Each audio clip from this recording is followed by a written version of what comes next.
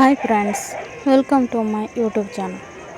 2024 prelims ಎಕ್ಸಾಮಿನೇಷನಲ್ಲಿ paper 1ನ analysis ಮಾಡ್ತಾ ಇದ್ದಿದ್ದು.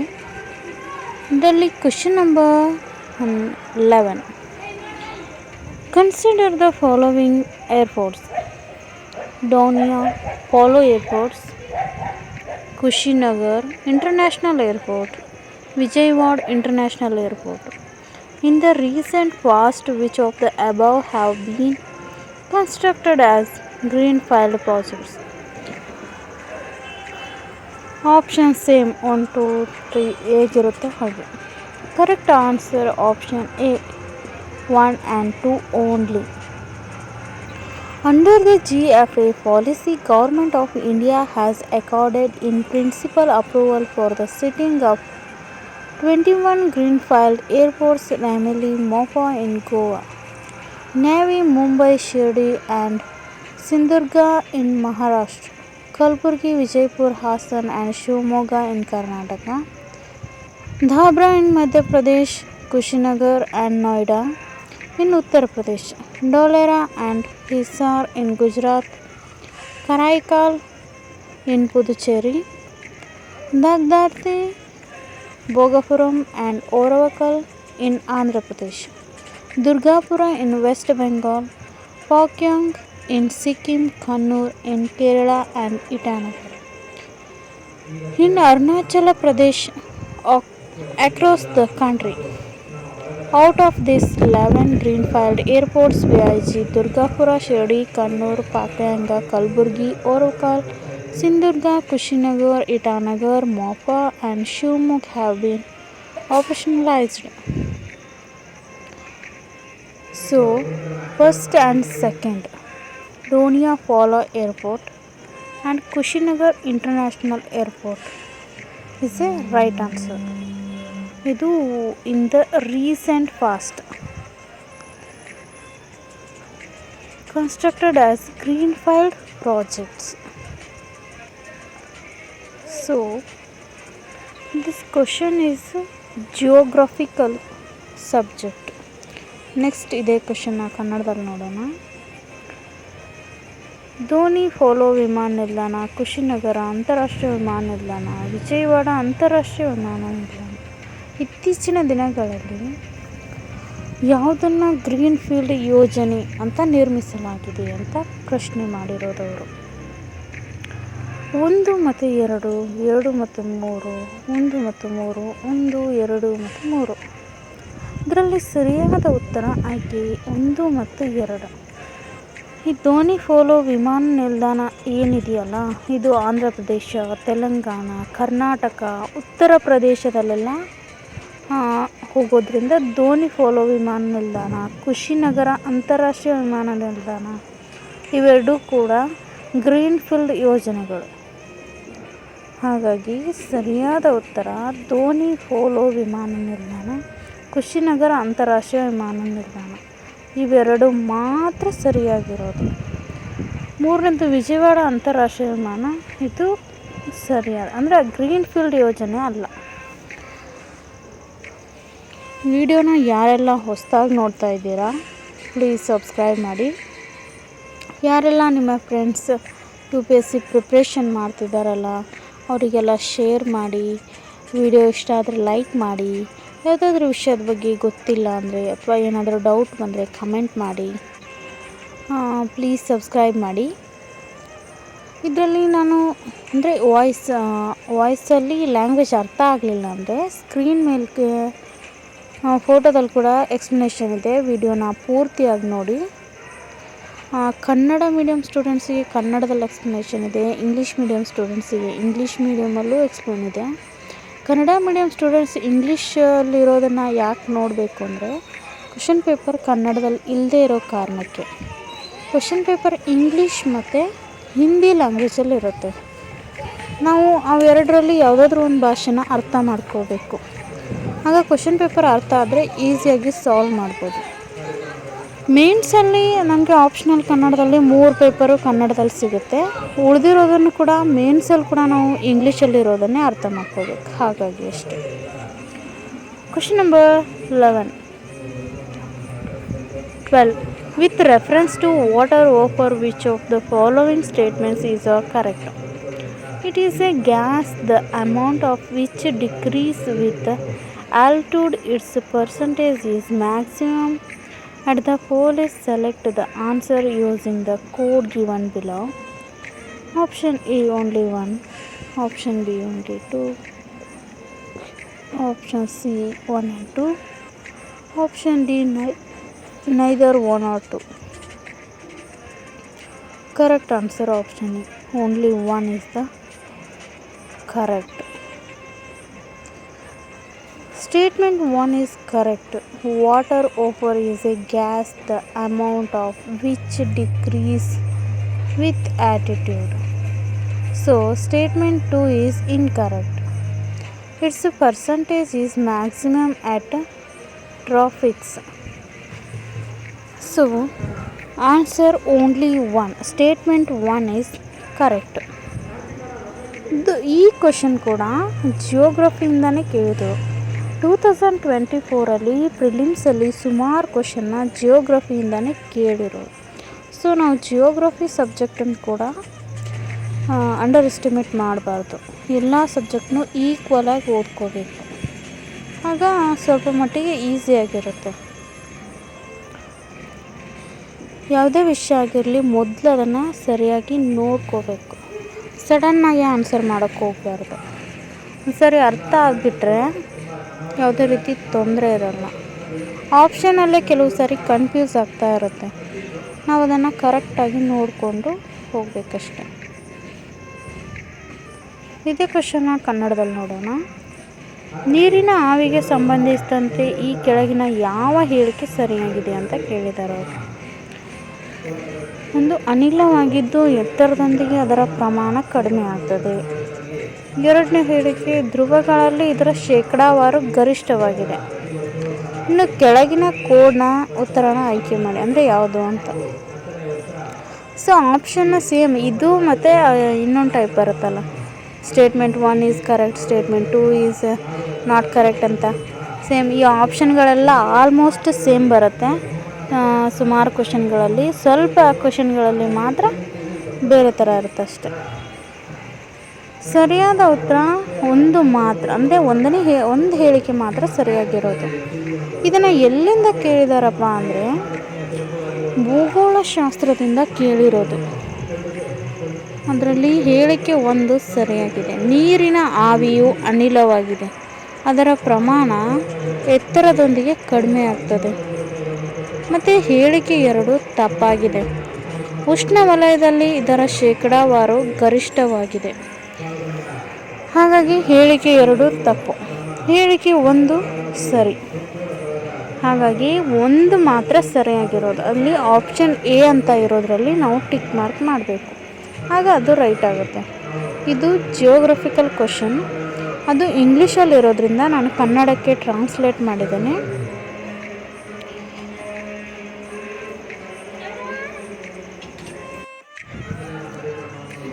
ಹೀಗೆ ನಾವು ಒಂದೊಂದೇ ಕ್ವಶನ್ನ ಅರ್ಥ ಮಾಡ್ಕೊಳ್ತಾ ಹೋದರೆ ಆಗ ಇಡೀ ಕ್ವಶನ್ ಪೇಪರ್ ನಮಗೆ ಈಸಿಯಾಗಿರುತ್ತೆ. ನಾವು ಸಡನ್ನಾಗಿ ಒಟ್ಟಿಗೆ ಒಂದೇ ಕ್ವಶನ್ ಪೇಪರ್ ನೋಡಿಕೊಂಡು ಒಂದೆರಡು ಮಂತ್ ಸಾಕು ಪ್ರಿಪ್ರೇಷನ್ ಆದರೆ ಸಾಕು ಅಂತ ನೋಡ್ತಾ ಹೋದರೆ ಸ್ವಲ್ಪ ಕಷ್ಟ ಆಗುತ್ತೆ. ಹಾಗಾಗಿ ಒಂದೊಂದೇ ಕ್ವಶನ್ನ ನೋಡಬೇಕಷ್ಟೆ. ನೆಕ್ಸ್ಟ್ ಕ್ವಶನ್ ನೋಡೋಣ. Question number 13. Consider the following description.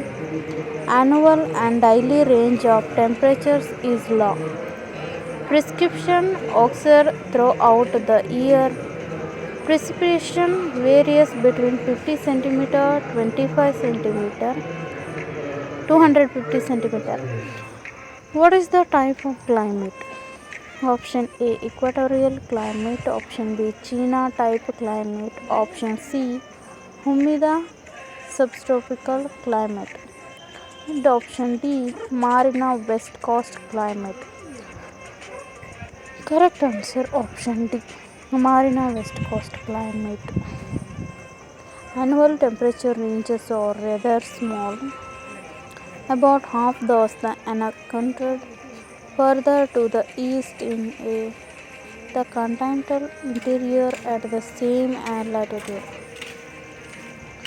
Mean annual temperatures are usually in lowland areas the winter are mild and the summers are relatively moderate, rarely having monthly temperatures about 20 degrees Celsius.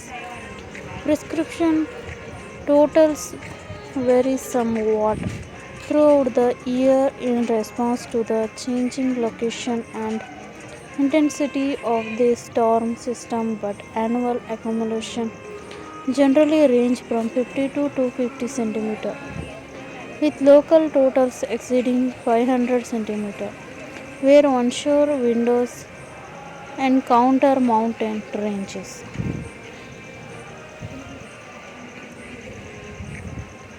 So, option D, Marina West Coast climate is a right answer. ಈ question ಕೂಡ ಕೇಳಿರೋದು ಜಿಯೋಗ್ರಫಿಯಿಂದಾನೆ. ಮಾರಿನಾ West coast climate ಬಗ್ಗೆ explanation ಇದೆ. Language ಹೇಳೋದು ಅರ್ಥ ಆಗಲಿಲ್ಲ ಅಂದರೆ screen ಮೇಲೆ ನೋಡಿ. ಇದನ್ನೇ ನಾವು ಕನ್ನಡದಲ್ಲಿ ನೋಡೋಣ. ವಾರ್ಷಿಕ ಮತ್ತು ದೈನಂದಿನ ತಾಪಮಾನದ ವ್ಯಾಪ್ತಿಯು ಕಡಿಮೆಯಾಗಿದೆ. ವರ್ಷವಿಡೀ ಮಳೆಯಾಗ್ತದೆ. ಮಳೆಯು 50 ಸೆಂಟಿಮೀಟರಿಂದ 250 ಸೆಂಟಿಮೀಟರ್ ನಡುವೆ ಬದಲಾಗುತ್ತೆ. ಆದರೆ ಈ ರೀತಿ ಹವಾಮಾನ ಯಾವುದು? ಅದು ಸಮಭಾಜಕ ಹವಾಮಾನನ, ಚೀನಾ ಮಾದರಿಯ ಹವಾಮಾನನ, ಆರ್ದ್ರ ಉಷ್ಣವಲಯದ ಹವಾಮಾನನ, ಸಮುದ್ರ ಪಶ್ಚಿಮ ಕರಾವಳಿಯ ಹವಾಮಾನನ? ಇದು ಯಾವ ಹವಾಮಾನ ಅಂತ ಕೇಳಿರೋದು. ಸರಿಯಾದ ಉತ್ತರ ಆಯ್ಕೆ ಡಿ, ಸಮುದ್ರ ಪಶ್ಚಿಮ ಕರಾವಳಿಯ ಹವಾಮಾನ. ಅಂದರೆ ಈ ಪಶ್ಚಿಮ ಕರಾವಳಿಯ ಹವಾಮಾನ ಏನಿದೆಯಲ್ಲ, ಇದು ವಾರ್ಷಿಕ ಮತ್ತು ದೈನಂದಿನ ತಾಪಮಾನದ ವ್ಯಾಪ್ತಿನ ಕಡಿಮೆ ಆಗುತ್ತೆ. ವರ್ಷ ಇಡೀ ಮಳೆ ಆಗ್ತಾನೇ ಇರುತ್ತೆ. ಮತ್ತು ಈ ಮಳೆ ಸುಮಾರು 50 ಸೆಂಟಿಮೀಟ್ರಿಂದ 250 ಸೆಂಟಿಮೀಟ್ರ್ ನಡುವೆ ಬದಲಾಗ್ತಾ ಇರುತ್ತೆ. ಅಂದರೆ ಒಂದು ಸಾರಿ 50 ಸೆಂಟಿಮೀಟ್ರ್ ಆದರೆ ಇನ್ನೊಂದು ಸಾರಿ 100 ಸೆಂಟಿಮೀಟ್ರು, ಮತ್ತೊಂದು ಸಾರಿ 200 ಸೆಂಟಿಮೀಟ್ರು, ಮತ್ತೊಂದು ಸಾರಿ 240, 250 ಈ ಥರ ವ್ಯತ್ಯಾಸ ಆಗ್ತಾ ಇರುತ್ತೆ. ಹಾಗಾಗಿ ಈ ಮಳೆನ ಅಂದರೆ ಯಾವ ಹವಾಮಾನಕ್ಕೆ ಅಂತ ಅಂದರೆ ಈ ಒಂದು ಮಳೆ ಆಗುತ್ತಲ್ಲ, ಇದನ್ನು ಯಾವ ಹವಾಮಾನಕ್ಕೆ ಹೋಲಿಸ್ತಾರೆ ಅಂದರೆ ಸಮುದ್ರ ಪಶ್ಚಿಮ ಕರಾವಳಿಯ ಹವಾಮಾನಕ್ಕೆ ಹೋಲಿಸ್ತಾರೆ. ಹಾಗಾಗಿ ಇದಕ್ಕೆ ಸರಿಯಾದ ಆನ್ಸರ್ ಅಂದರೆ ಸರಿಯಾದ ಉತ್ತರ ಸಮುದ್ರ ಪಶ್ಚಿಮ ಕರಾವಳಿಯ ಹವಾಮಾನ. ಇದಕ್ಕೆ ಸರಿಯಾದ ಆಯ್ಕೆ ಡಿ, ಅಂದರೆ ಸರಿಯಾದ ಉತ್ತರ ಆಯ್ಕೆ ಡಿ. ಇದು ಸರಿಯಾದ ಉತ್ತರ. ಈಗ ಜಿಯೋಗ್ರಫಿಕಲ್ ಅಂದರೆ 13 ಕ್ವಶನ್ ಕೂಡ ಜಿಯೋಗ್ರಫಿಯಿಂದನೇ ಕೇಳಿರೋದು ಪ್ರಿಲಿಮ್ಸ್. ಇನ್ನು 14ನೇ ಕ್ವಶನ್ನ ಯಾವ ಸಬ್ಜೆಕ್ಟಿಂದ ಅಥವಾ ಯಾವುದೆಲ್ಲ ಅಥವಾ ಲ್ಯಾಂಗ್ವೇಜಿಂದ ಬಂದಿದೆಯಾ, ಸಬ್ಜೆಕ್ಟಿಂದ ಬಂದಿದೆಯಾ, ಹಿಸ್ಟ್ರಿಯಿಂದ ಬಂದಿದೆಯಾ, ಪೊಲಿಟಿಕಲಿಂದ ಬಂದಿದೆಯಾ, ಸೋಷಿಯಾಲಜಿಯಿಂದ ಬಂದಿದೆಯಾ ನೋಡೋಣ. ಈ ಕ್ವಶನ್ ಕೇಳಿರೋದು ಕೂಡ ಜಿಯೋಗ್ರಫಿಯಿಂದಾನೆ. With reference to Coriolis force, which of the following statements is correct? It increases with the increases in window velocity. It is maximum at the poles and is absent at the equator. Select the answer using the code given below. Option A only 1, option B only 2, option C both 1 and 2, option D neither 1 or 2. Correct answer option C. Explanation. Subject is geography. Statement 1 is correct. It increases with increase in window velocity. Statement 2 is correct. It is maximum at the poles and is absent at the equator. Option C is the right answer. Both 1 and 2. It's right.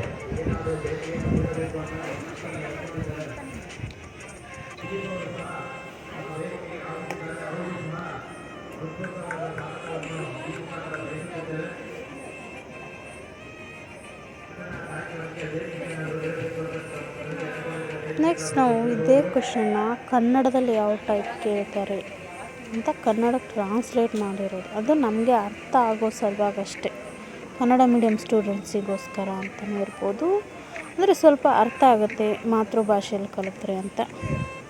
ಕನ್ನಡದಲ್ಲಿ translate ಮಾಡಿಬಿಟ್ಟು ಕೇಳೋದಷ್ಟೆ. ಕನ್ನಡದಲ್ಲಿ ಯಾವ type ಇದೆ ಅಂತ ನೋಡೋಣ, ಹೇಗಿದೆ ಮುಂದೆ ಅಂತ.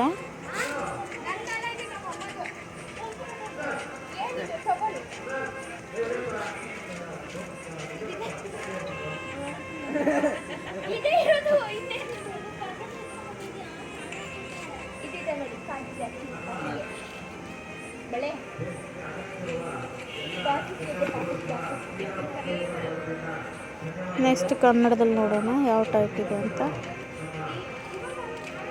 ಕೋರಿಯೋಲಿಸ್ ಫೋರ್ಸ್ ಅನ್ನು ಉಲ್ಲೇಖಿಸಿ ಈ ಕೆಳಗಿನ ಯಾವ ಹೇಳಿಕೆ ಸರಿಯಾಗಿದೆ? ಗಾಳಿಯ ವೇಗದ ಹೆಚ್ಚಳದೊಂದಿಗೆ ಇದು ಹೆಚ್ಚಾಗುತ್ತದೆ. ಇದು ಧ್ರುವಗಳಲ್ಲಿ ಗರಿಷ್ಠವಾಗಿದೆ ಮತ್ತು ಸಮಭಾಜಕದಲ್ಲಿ ಇರೋದಿಲ್ಲ. ಈ ಕೆಳಗಿನ ಯಾವ ಕೂಡ ಅಥವಾ ಯಾವುದೇ ಒಂದು ವಿಷಯ ಬಳಸಿ ಉತ್ತರನ ಆಯ್ಕೆ ಮಾಡಿ ಅಂತ ಕೇಳಿದ್ದಾರೆ. ಆಪ್ಷನ್ ಎ ಒಂದು ಮಾತ್ರ,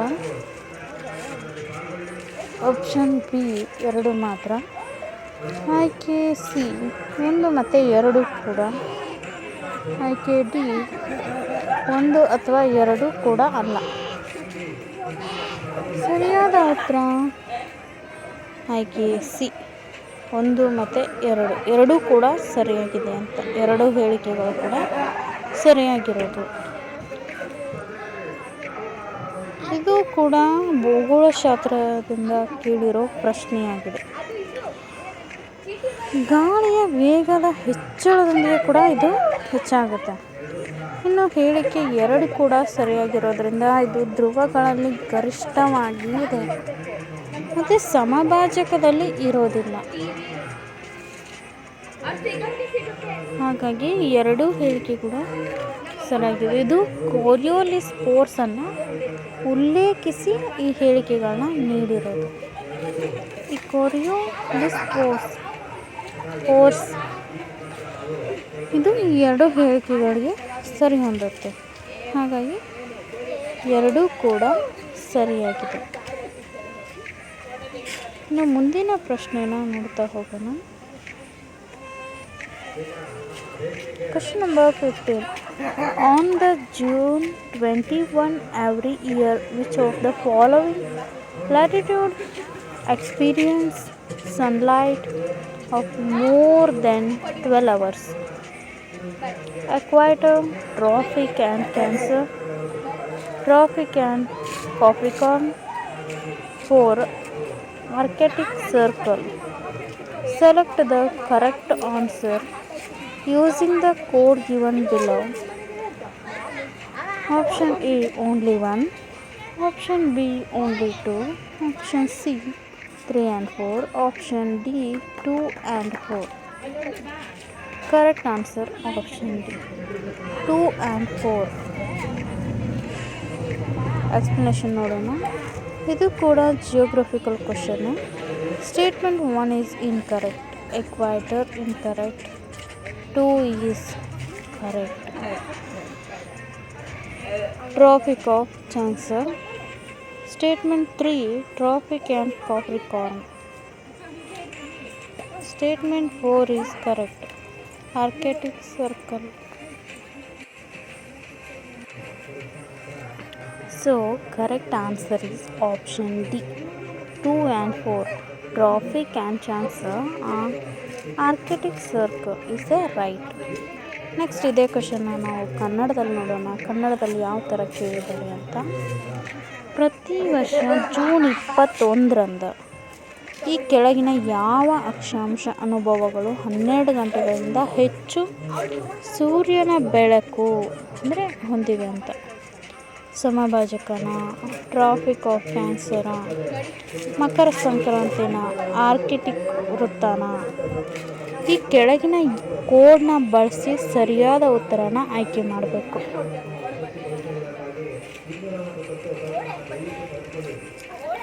ಆಯ್ಕೆ ಎ 1 ಮಾತ್ರ, ಆಯ್ಕೆ ಬಿ 2 ಮಾತ್ರ, ಆಯ್ಕೆ ಸಿ 3 ಮತ್ತು 4, ಆಯ್ಕೆ ಡಿ 2 ಮತ್ತು 4. ಸರಿಯಾದ ಆಯ್ಕೆ ಡಿ 2 ಮತ್ತು 4ನೇದು ಸರಿಯಾಗಿರೋದು. ಯಾವುದು? ಟ್ರಾಪಿಕ್ ಆಫ್ ಕ್ಯಾನ್ಸರ್ ಮತ್ತು ಆರ್ಕಿಟಿಕ್ ವೃತ್ತ. ಸಮಾಜಕ ಕೂಡ ತಪ್ಪು. ಕರ್ಕಾಟಕ ಸಂಕ್ರಾಂತಿ ಇದು ಸರಿಯಾಗಿರೋದು. ಹೇಳಿಕೆ 2. ಹೇಳಿಕೆ 3 ತಪ್ಪಾಗಿದೆ. ಮಕರ ಸಂಕ್ರಾಂತಿ ತಪ್ಪು. 4 ಆರ್ಕಿಟಿಕ್ ವೃತ್ತ, ಅದೇ ಟ್ರಾಫಿಕ್ ಆಫ್ ಕ್ಯಾನ್ಸರ್ನ ಕರ್ಕಾಟಕ ಸಂಕ್ರಾಂತಿ ಅಂತ ಕರೆಯೋದು. ಕನ್ಫ್ಯೂಸ್ ಮಾಡ್ಕೋಬೇಡಿ, ಎರಡೂ ಕೂಡ ಸೇಮ್. ಅದೇ ಟ್ರಾಫಿಕ್ ಆಫ್ ಕ್ಯಾನ್ಸರ್ ಅದೇನು ಕ್ಯಾನ್ಸರೇನು, ಸೊ ಸೇಮ್ ಅದು ಸರಿಯಾಗಿರೋದು. ಅದು 12 ಗಂಟೆಗಳಿಂದ ಹೆಚ್ಚು ಸೂರ್ಯನ ಬೆಳಕನ್ನು ಹೊಂದುತ್ತದೆ ಅಕ್ಷಾಂಶದಲ್ಲಿ ಪ್ರತಿ ವರ್ಷ June 21ರಂದು. Thank you for all watching these videos. Thank you all.